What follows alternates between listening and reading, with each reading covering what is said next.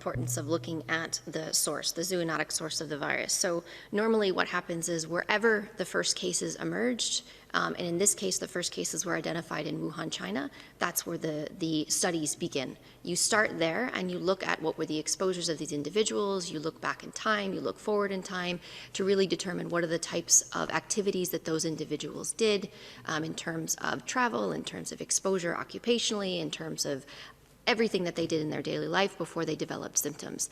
And then you move from there and you follow the science, is what we say. We've done something similar for the first SARS virus in 2003. We did the same thing for the MERS coronavirus in 2012, 2013, where we needed to do these studies at the animal-human interface, we call it. And we basically look at what are the types of exposures that people had to determine where the animal origin came from. So those are where the studies will begin, and that's what will happen with the SARS-CoV-2 virus. Yes, and it's important as well, I think in general, just to reflect on what we've learned about the virus in terms of the ease of spread, the multiple modes of transmission, the existence of asymptomatic and pre-symptomatic transmission. This virus is proving exceptionally difficult to stop. It's difficult to recognize, it's difficult to distinguish between it and other syndromes unless you have adequate and immediate testing. You're seeing that now in countries with influenza and with COVID at the same time. So this is not an easy virus, and not an easy virus either to detect. It's not an easy virus to stop. And obviously the first clusters of cases were certainly picked up in Wuhan, and that's where an epidemiologic investigation would always start.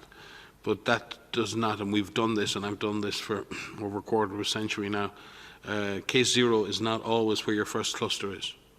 Case zero can be, it's obviously before in time, but it may be in another place. So that's why you have to keep an open mind. All hypotheses are on the table. You start with an open mind. And you follow the evidence and you follow the data. And if you follow the data and the science, you will find, hopefully, the point at which the disease crossed the species barrier. But I will remind you that it has taken decades in other diseases to do that. It took years to do it in the case of MERS. It's never been fully established in the case of SARS in terms of the actual event that crossed the animal-human barrier.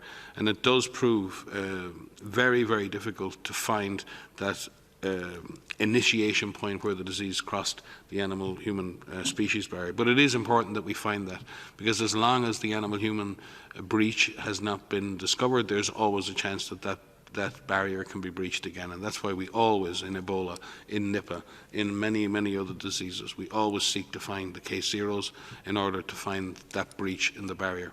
And we are at greater and greater risk around the world. And let's face this, we live on a planet in which we're adding 1 billion people a decade. We are densely packed. We're exploiting pristine environments. We are creating and driving the ecologic pressure that is creating the risks that are driving the risk at the animal-human species barrier. And there are so many people out there working in the ecologic movement who are seeing this each and every day.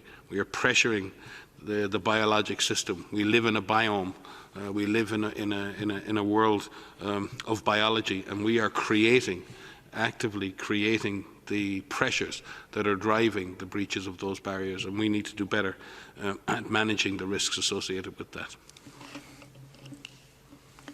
Thank you very much, Dr. Ryan and Dr. Van Kerkhove. The next question comes from Brazil, from Lurival Santana of CNN Brazil.